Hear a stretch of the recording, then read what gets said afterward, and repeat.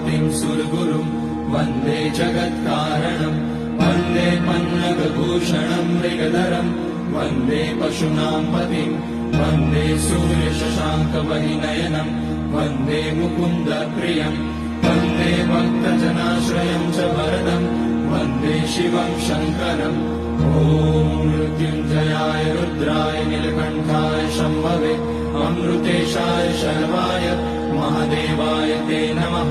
नमस्तेऽस्तु भगवन् विश्वेश्वराय महादेवाय त्र्यम्बकाय त्रिपुरान्तकाय त्रिकाग्निकालाय कालाग्निरुद्राय नीलकण्ठाय मृत्युञ्जयाय सर्वेश्वराय सदाशिवाय श्रीमान् महादेवाय नमः।